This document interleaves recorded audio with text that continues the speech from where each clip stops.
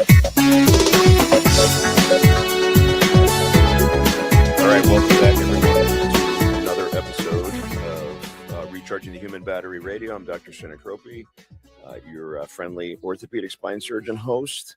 We're on AM 950 radio, and today we're going to try to cut through some of the noise for those of you that are out here really trying to be CEOs of your health and trying to get information. Now, we'll start it this way, and then on the other side, we'll get into the different topics. So, you know, there is so much available right now on the internet and social media and from wherever you're hearing things from friends and family when it comes to longevity, wellness, all these different, things that are out here, all these hot topics, quote unquote. Unfortunately, I would say that if I had to estimate, at least half, if not 70% of what you guys are hearing is not accurate. Now, on the the good news is that we are having some really deep and important conversations that were not had before. I hear people, just randomly in, if I go to Target or something like that, I overhear people talking about peptides or talking about GLP1's and weight loss drugs and things of that nature. And you know what? These conversations weren't being had just 5-10 years ago. And so people are trying to strategize. They're trying to look at ways to really make themselves more healthy and get right. The problem is with all of these things, including stem cells and longevity drugs and, what medicines people should be taking to live longer and healthier, is that a lot of who is out here talking about it has either not the credentials to be really discussing these topics. And when I say credentials, I mean, it takes a lot of deep and intense studying to understand these things, but you also have to know kind of what happens in the entire overall body system to understand how some of these modalities are just going to affect the entire human body, so to speak. And so just saying, hey, take this, it is a wonder. And you're gonna grow wings and be able to to fly around is, unfortunately, we hear a lot of it. So a lot of people are just excited, and so they'll Google things, they'll read things one time. Most people don't even get into papers. I mean, we just had this debate the other day with another really brilliant doctor that I was talking to, and we were just saying that people just don't even read papers anymore. We're lucky if they even read the synopsis of it, the introduction. And so people are not really reading, but they're excited, and so they're getting things out. The other category of people that are out here, unfortunately, are people that have something to gain from it. So it's all these influencers, all these people that are selling peptides, or they're selling some longevity cream, or they're telling you to do this or that. Again, exciting that people are talking about these topics, but the downside is that if everything is about what code they're going to give you to go ahead and buy some unregistered, peptide that's coming from who knows where, this is not really in your best interest. And there's a lot of serious side effects that can happen with some of these things. We need to be out here educating you guys on what is possible. There are so many exciting things going on in health, wellness, and longevity. And that's really my role, a role I've taken on between the book and the podcast and the radio show and all the things that we are doing. So on the other side of the break, I really want to focus on really 5 different buckets, and we'll get through them. Each of them could be their own show. Things that are very hot topics right now. The first is peptides. Okay, then I'm going to separate, even though GLP1's are generally, are peptides.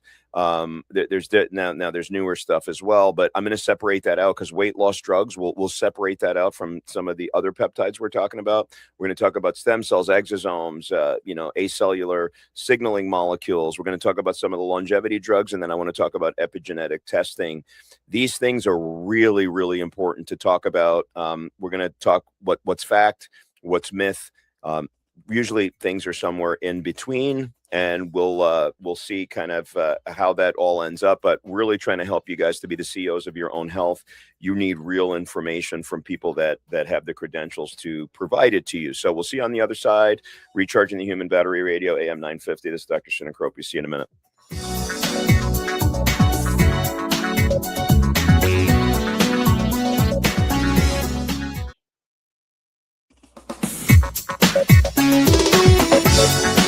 All right, Dr. Sinicropibreaks back. We are on Recharging the Human Battery Radio. This is AM 950, and we're talking longevity, wellness, facts and myths out here, and really trying to help you guys really be able to take control of your own health and make the right decisions. Because like I said, you guys know how excited I am. The advancements that have happened really over the last 10 years on what we are finding out, both between clinical trials and experience of so many doctors out here that are really going back to first principles, which is going back to us being healers, not just technicians, and looking to see how can we keep people healthy and well instead of focusing on how can we treat people once they get sick. This is really the basics. So there's a lot of exciting stuff going on. The problem, like I said, on the other side of the break is there are just so many myths and just so many people saying different things. I mean, literally, you could go on your Instagram feed right now and you could just type in the word peptide and you'll just start seeing a barrage of different information. And unfortunately, a lot of it is going to be misinformation or people just trying to sell you some quick fix. It's much, much more complicated than that. I'm really excited about some upcoming events that we have where we're really going to be breaking down the science of peptides, the science of regenerative medicine, and really how does it work and what's the truth behind it? What does the evidence show? What are the, what do the trials show, et cetera? And then we can make a decision. But I'll tell you, like this week, if you think about it, if you guys are into this stuff and you have it on your feeds or you've been Googling stuff, I'm sure somebody told you that a peptide was going to heal your knee overnight because they took it and it was a miracle. Somebody told you that, that you have one stem cell treatment and you're going to be, 15 years younger, automatically. Somebody told you they're going to swab your cheek and they're going to tell you in a few days, how fast you're actually aging, or you could talk about like things like some of these longevity pills, which we'll get into just a little bit. That'll tell you, yeah, you're definitely going to live to 110. The problem is there is no evidence behind a lot of these things, and we have to be really careful about separating the good and the bad. Now, I think that all the categories we talk about today, there is tremendous potential. And yes, I am someone that looks at what are the possible risks of doing some of these things. If the risks are low, I think that it is okay, especially within a doctor-patient, environment to, push the envelope somewhat. Again, when safety profiles are really good. If there are risks involved, then I think that and significant risks, I think that these things really have to be, decided, in clinical trials and things like that. So on that note, let's get into it. My job today, really, I'm not trying to sell you hope. I'm not trying to sell you anything, but I do want you to be hopeful because there is a lot to be hopeful about. So let's get into it. So the biggest thing right now that is really a hot trending topic, especially because we are coming up on the Federal Advisory Committee voting July 23rd and July 24th of this year on bringing peptides from basically the category 2, where compounding pharmacies can't technically legally make them, back to category 1. Now, if you've heard, folks, and again, you guys know I am not political when it comes to any of these things, but you see the different factions out here. There are many members of the FDA that are fairly against this. There's an entire other wing of longevity medicine specialists, and then people like RFK and others that are extremely pro getting these peptides back into the category 1 list. Now, what are the peptides on the table? They're BPC 157, TB 500, MOTS C, DSIP, Semax, and Epitalon. They all have lots and lots of preclinical data. There's no question that these peptides have preclinical data. Now, if you look at peptides like Semax is what's called a nootropic.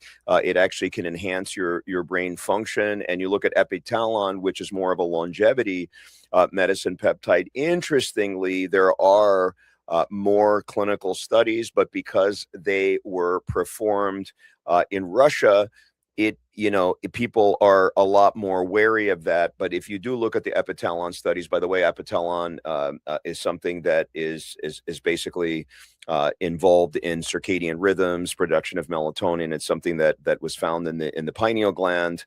And it's very interesting. But if you look at the Russian studies on it, I mean, it's extraordinarily interesting and positive. But again, what are the real studies that have been done? So the honest problem is that we are missing a lot of rigorous, controlled human trial data on these peptides. And it is something that is a hotly debated topic. Now, I can tell you, when I post something on if I post something on Instagram or Facebook or whatever, and I'm just trying to basically educate people, immediately there are those that are going to come in upset both ways. So on one hand, they'll say, I can't believe that you're doubting this. We as longevity doctors, we've been using this for 5 years, for 10 years. Our patients are doing amazing. We have all these people on there saying, oh my God, it changed my life, this and that.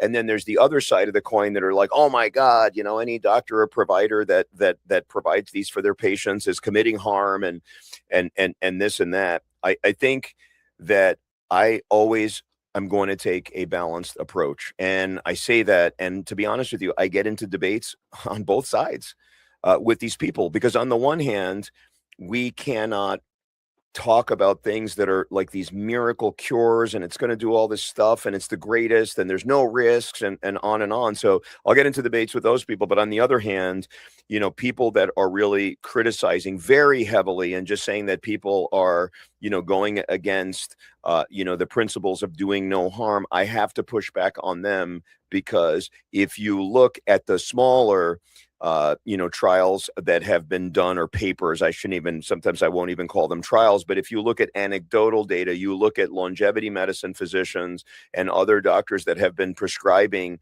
these peptides for a long, long time, they're not really seeing massive side effects with these things. And so if it is helping their patients, why would you not try that when we don't have necessarily other tools to be able to get those specific effects? Now, another debate that I often have with my colleagues is the fact that without question, there are a lot of pharmacology, things that we prescribe to people that are they're FDA approved, big pharma's all behind them, that have very significant side effects. And comparing them with the side effects, or potential side effects of peptides, is something that I think that we need to do. And I think it's a legitimate discussion. And the fact that if you look at some of the studies that have been done with peptides, like for example, like a KPV peptide, which is on that list.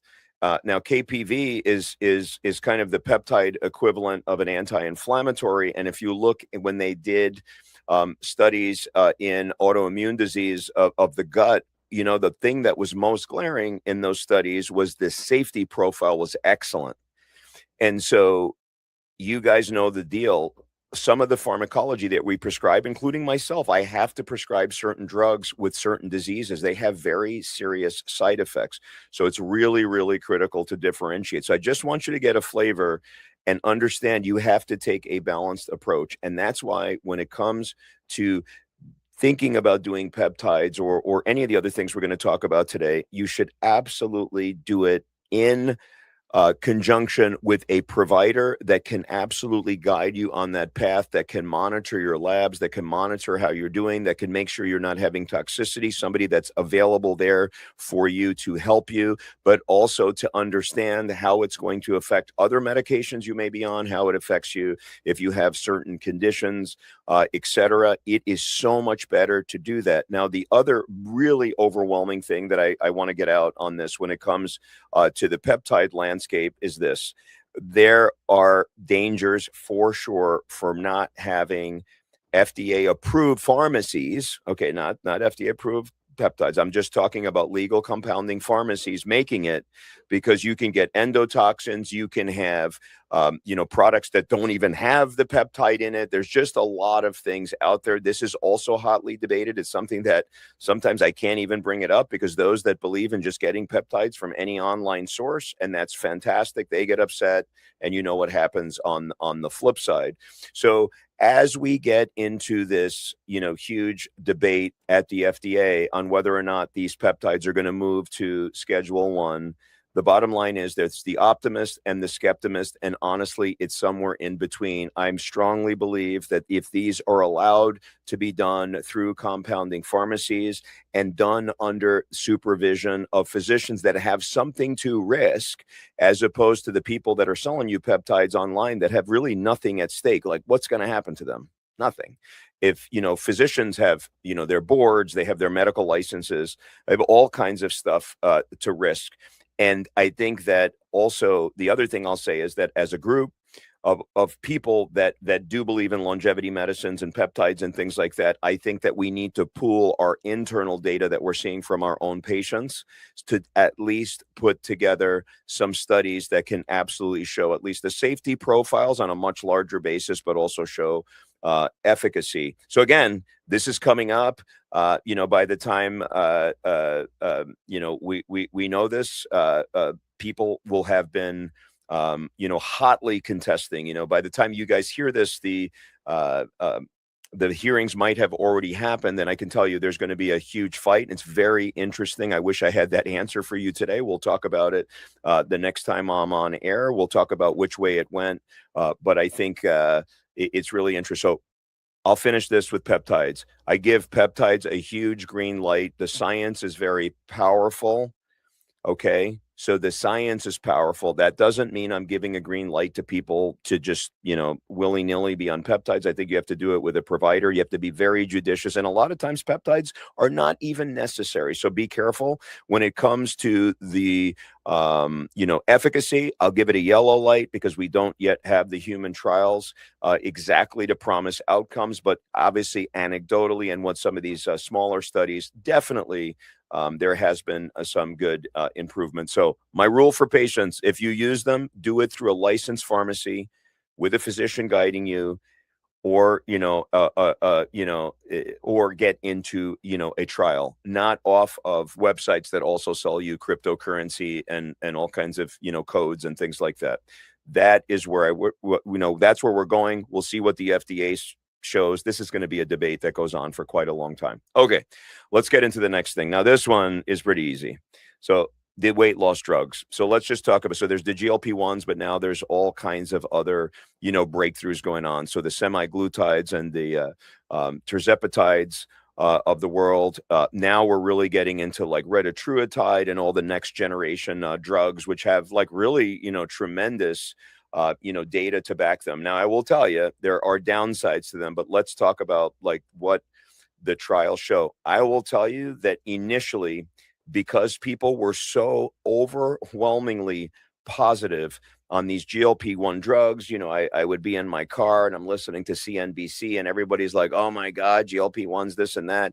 It just seemed like it was a little bit over the top. So initially, I really was asking a lot of questions. I was really not particularly comfortable, back in those times, really taking a stand one way or another on GLP-1s, just because I was just hearing too much from big pharma, too much excitement. People, they were parading person after person out here to say how great these things were. But over time, the science has absolutely shown that there are significant benefits to these drug classes, with the caveat that you can certainly have significant issues happen. Let me just talk about 3 trials. There's something called the SELECT trial that looked at 17,000 adults across 41 countries that did not have diabetes. It cut major cardiovascular event risks down. And that happened even before they had major weight loss. That's started to suggest the direct cardiovascular effects. There's something called the FLOW trial that was semaglutide in type 2 diabetes, which is used quite a bit. But in that trial, people also had chronic kidney disease. Over 3.4 years, there was a 24% reduction in serious kidney outcomes and 20% lower all-cause mortality. I will say that that's pretty good, having read a ton of studies in the longevity space. And now you have the Summit trial in 2025. That was the tirzepatide trial. It reduced the combined risk of cardiovascular death or worsening a heart failure by 38%. Okay, in people that had heart failure, condition that's really tied to obesity and aging, and the treatments for heart failure aren't fantastic.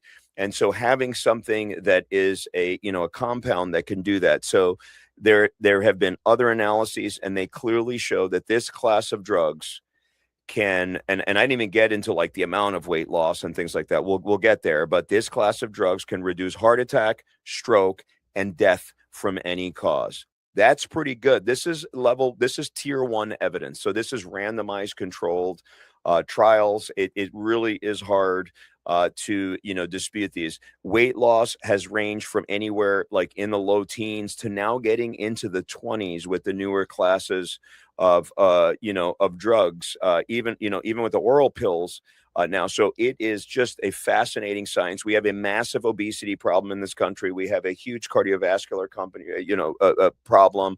We have we have so many issues with chronic disease. So I'm all for things that can cut down chronic disease.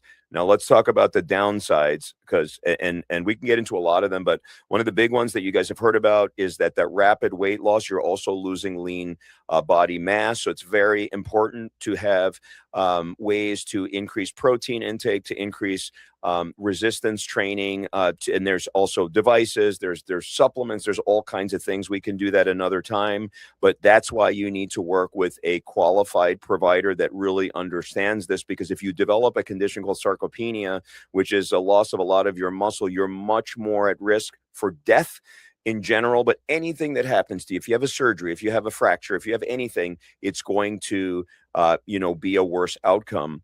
There are other things. There are GI issues now. These drugs act both on the GI tract and on the brain, but it can cause issues with things like gastric emptying, and there have been cases where it doesn't come back. It's called gastroparesis, or paralysis of the stomach.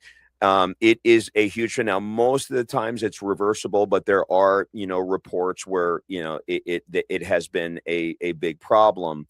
The next big one is the rapid regain in weight when you come off of these. This has been really well studied. It is a concern to see what happens down the road as people are on these things for a long time, where we end up being. But we have to be very cognizant of the rapid, weight gain after this. And then the last one I'll talk about, and there's actually more than this, but one of them is a changing, a blunting in the effect. And so some people will notice that people that are on these really have a blunted affect. They're not, they're not the same energetic person. They have a flat affect. They become different. Now, most of the people that experience that, again, a lot of that stuff is reversible, but there still is concern that in some people, it can definitely change our personalities and make us more apathetic to many different things, which is one of the ways that, that the drug works. So we have to be really, really careful. We're going to continue studying this. There's so much, there are billions and billions of dollars put into the science of these weight loss drugs. And so I will tell you this, I'm going to give this a big green light as far as cardiovascular health, kidney health, heart failure benefits. It is absolutely the real deal. Where we wave the yellow flag and have to be really careful of. We talked about the mood stuff. We talked about the loss of muscle. Again, the prescription is just one of the protocols, but there's so much more that goes into it. Resistance training, making sure that you're having adequate protein intake, things to block the breakdown of muscle and so on. But bottom line is, you should absolutely be doing this along with a qualified provider that can really help to take you and guide you on your journey, because those that are doing it with the qualified providers are going to generally have better outcomes, because they're going with professional experience, and they are understanding that if you do develop complications or problems with it, that they can help guide you, and they can also recognize when things are going the wrong way and make the appropriate changes. So GLP-1s and the newer weight loss drugs, yes, absolutely. I think it has made a huge impact, but we still have to be very careful with some of the side effects. Okay, next, something near and dear to my heart, something I'm very passionate about. I speak about a lot. I'll be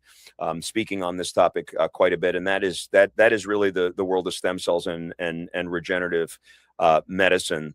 I gave a TED Talk last year here in Minneapolis specifically on stem cells and the spine, which has some really good developing data. And we've certainly seen phenomenal outcomes at the Institute for Regenerative Medicine here in Edina, Minnesota. But there is so much, to discuss when it comes to the stem cell world and what's possible out here. So when we're talking about regenerative medicine, it's a very broad, category. So, some of the peptides we could even put in a regenerative medicine category, like a BPC 157 or like a KPV, things that really kind of create healing. But in general, when we talk about regenerative medicine, there's two things we're talking about. We're talking about the stem cells, okay? And then we're talking about the signaling molecules that the stem cells produce. So generally, when we talk about stem cells, we're talking about something called mesenchymal stem cells, adult mesenchymal stem cells. So once a baby is born, the second it's born, those stem cells are considered adult stem cells. And this is oftentimes a source of people, being confused. So when these stem cells, okay, should really be called medicinal signaling cells, because it's all about how they signal. So if you put stem cells in the body, they can create these signaling molecules, which then do wonders in the body by training the immune system, signaling other stem cells, signaling the repair process, and so on. Now, on the other side, there's all the signaling molecules. Okay, you guys have probably heard of the word exosomes. They're these tiny vesicles that the cells signal, to heal each other. But there's all these regenerative protein arrays that are around these stem cells, these signaling molecules, the signal itself. And so we can actually harvest the signals themselves around these mesenchymal stem cells and deliver the signals themselves. And those are products that, for example, we use in our clinic, something called regenerative protein array by a company called Genesis Regenerative, which has a phenomenal, track record as far as, science and being above board, and deliver these for different, reasons. And so in the United States, there are very specific rules for the stem cells we can use. Now, when we talk about your own body's stem cells, where we take them out of your body and put them back in, which has phenomenal data in the orthopedic world and some of in the spine world, etc., that is completely fine. That's above board. When we take cells and replicate them, that is what there is a lot of consternation on, and the laws need to change before we go in that path, even though states like Florida have made some changes in the laws. When it comes to these other products that are outside, there's different ways that they are categorized. I'm not going to get into all of it because it is very, very, very, very complicated. The bottom line is there is a bunch of biologics out here, some of which, are getting, some FDA enforcement, some of which are not. But we just have to be really careful as providers to use things that have good scientific evidence behind them, have great safety profiles, and then we can give options to patients, which can make a massive impact and a difference. And so just going back to what I said before, you can take the stem cells basically from your own body, we can implant it into an area. So for example, if you have knee arthritis, we can take your own stem cells from your bone marrow and put them underneath the cartilage. That has been shown to reduce the incidence of needing a total knee replacement down from about 80% down to about 20% at 15 years. That's so dramatic. These are things that we don't talk about enough. That has a potential to help a lot of people to avoid knee replacement. There's good studies in the shoulder. There's good studies in the hip. There's good studies in the spine.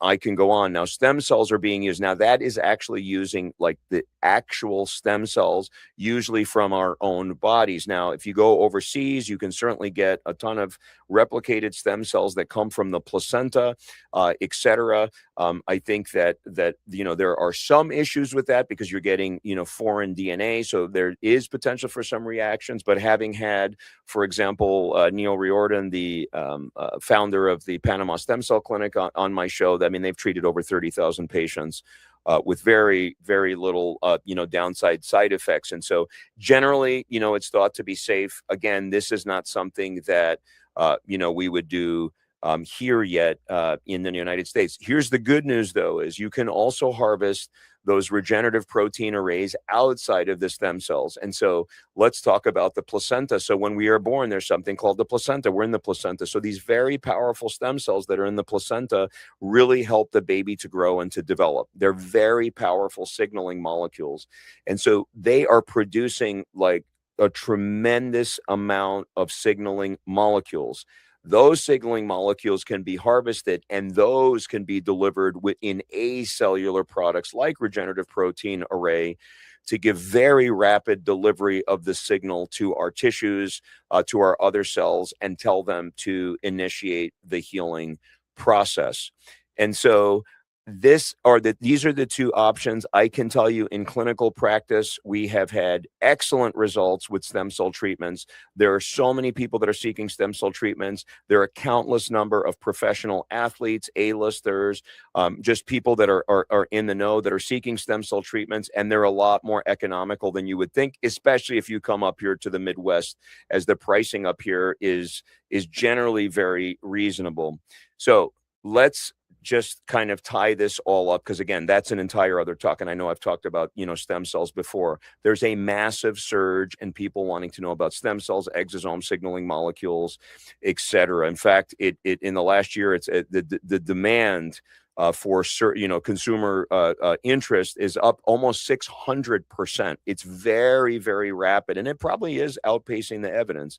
If you look at just the exosome market, that's exploding from like 50 billion to 300 billion.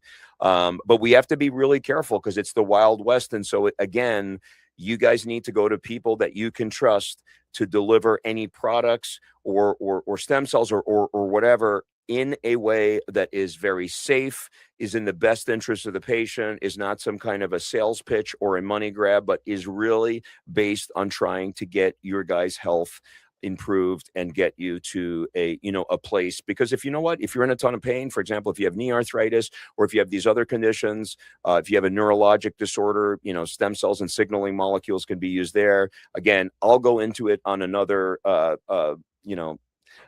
episode. However, the potential for stem cells and regenerative medicine is so gigantic that it is something I'm going to continue to talk about, and I'll be basically speaking all over the country on the potential they have. So, please come and check out one of our events if you have the opportunity.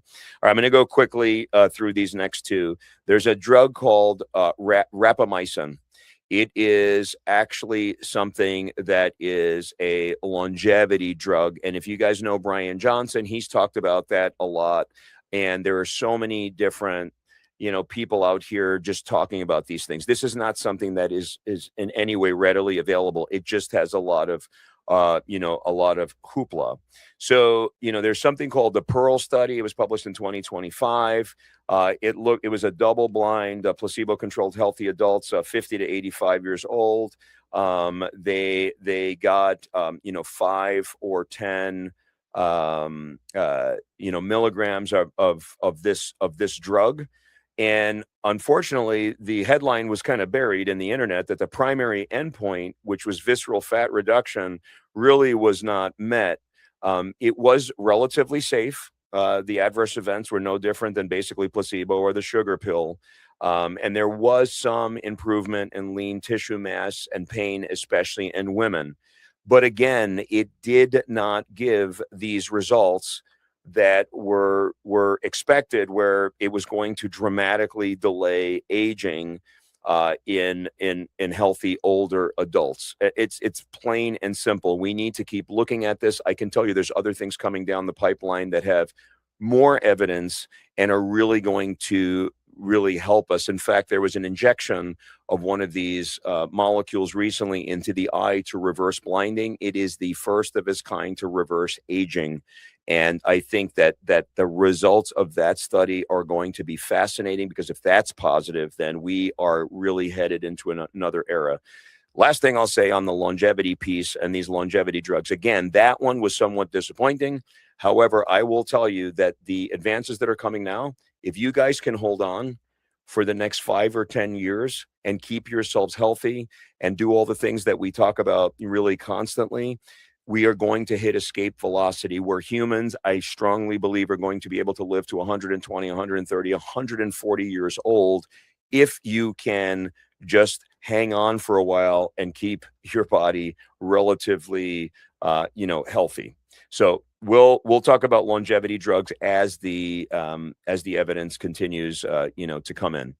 All right, the last one, something I'm very, very passionate about, is something called epigenetic testing and looking at biological age.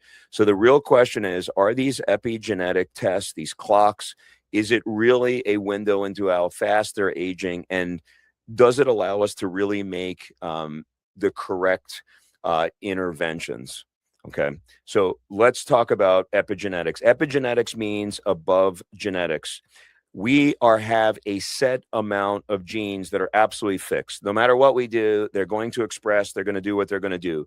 It's debatable what that is. You could put it in the 20 to 40% range. That means that 60 to 80% of our genes are turned on and turned off, depending on our exposure, our environmental exposure, our experience, what is going on in their lives. And so if we have very poor lifestyles, we're turning on the wrong genes and turning off the right ones. And you can flip that if we are leading great lifestyles and really taking care of our health. So when we look at the actual epigenetic, these clocks where it says, hey, how fast are we aging? And I'll explain that in a second. We're looking at something called DNA methylation. These are chemical tags on the genes that shift predictively with age and lifestyle. And they look at them across hundreds of thousands of sites on the genetic code and then run the pattern through an algorithm. And it's really, really important. So there are multiple different generations of this. It started with something called the first generation, which was Horvath, and then we went into the Grimm age, and then the Dunedin pace age, which measures the pace of aging right now. That's one that I want to talk about. And then we're going into more organ specific thing, like how fast is your liver aging, how fast is your heart aging, and so on. Again, the science is beyond the scope of this. Please come to one of our events or one of my lectures to get more information of this, or you can actually, if you're really interested in learning more about health and longevity and stuff, go to abovegeneticsvip.com, where we really lay this out. We have all kinds of teaching programs on there where you can lean more. Bottom line is that by looking at these things, I've done a really deep dive into this. It's very, very important. These clocks can give you a general sense to how fast you're aging per year. So if you're aging 1 year in a year, then that's normal. If you're slowing down that process, guess what? You're aging slower. If you're speeding it up, you're aging faster. And so I think measuring which of our genes are, turned on and turned off, and then looking at our aging clocks is very, very critical in having a baseline in how we can treat you. So I've become a very large proponent of epigenetic testing to give us a baseline to see what changes we can make, and then how that actual epigenetic testing changes 3 months later, 6 months later, et cetera. Right now, We are using something called Age Code by Genetic Lifespan. It is a fantastic marker of epigenetics and of the biological aging clock.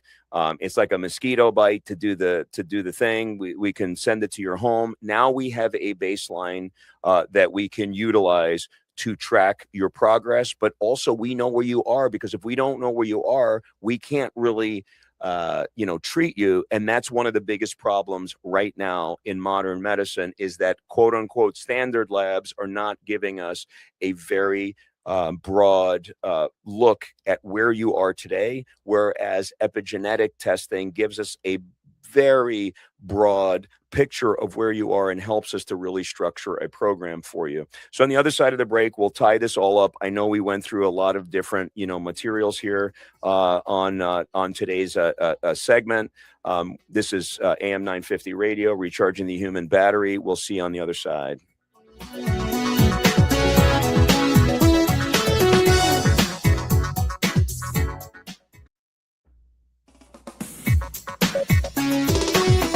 All right, we're back on Recharging the Human Battery Radio. This is Dr. Sinicropibreaks. We are on AM 950 radio. We just finished talking about epigenetic testing and measuring.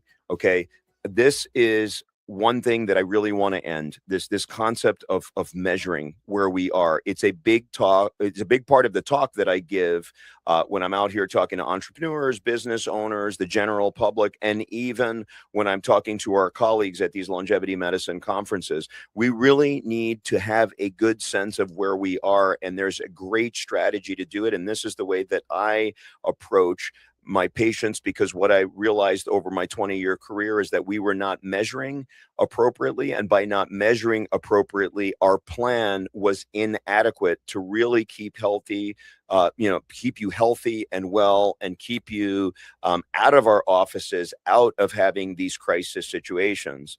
And so we want to track the trends. I think epigenetic testing is fantastic for trend tracking and seeing what's turned on, what's turned off, what's happening with our biological clocks, without doing these big exaggerating things. Oh my God, I turned out, and I'm 15 years younger after, changing my diet. That's not really how it works, but we do want to trace kind of where the trend is. It's extremely helpful to help patients to really maximize their health. Now we want to pair it with other markers that really make a difference.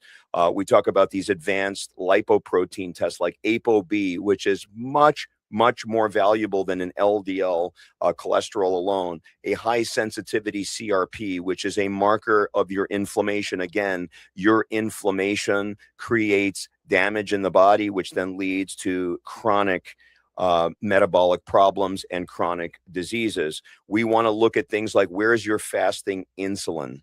Okay, where's your VO2 max, your ability to process oxygen well? Almost no one gets a VO2 max. I always ask it, when I give these lectures. Strength, how much muscle do we have? That's a DEXA scan to look at how muscled we are, but we can also do grip strength testing. If you look at VO2 max, for example, the people in the top, if you compare the people in the top quintile with the people in the bottom quintile, so in other words, very, like very high level athletes versus people that are sedentary and don't do anything, there's a 500% difference in mortality. Folks, these are real numbers. This is why I'm so adamant about you learning about all these things we talk about, because it could potentially expand your life, save your life, and make you live a better life. This is really, really important. And then there's the things that are absolutely that we need to make differences. We have to get people off of smoking. We have to get their BMI levels. In other words, we have to reverse their obesity. We need to bring their glucose levels down. We need to improve their blood sugar. All of these, their blood pressure. But all of these things dramatically are going to speed up aging. So again, physical activity, healthy diets, medications as needed, supplementation as needed, biohacking as needed, that we've talked about a lot. So there's just so many things that we can do. So let's summarize it this way.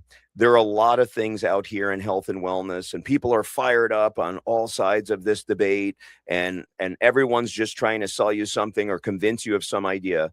The truth is there's so much out here that's available in whether it's peptides or regenerative medicine or epigenetic testing, and even the longevity drugs coming down, but that's well further down the road.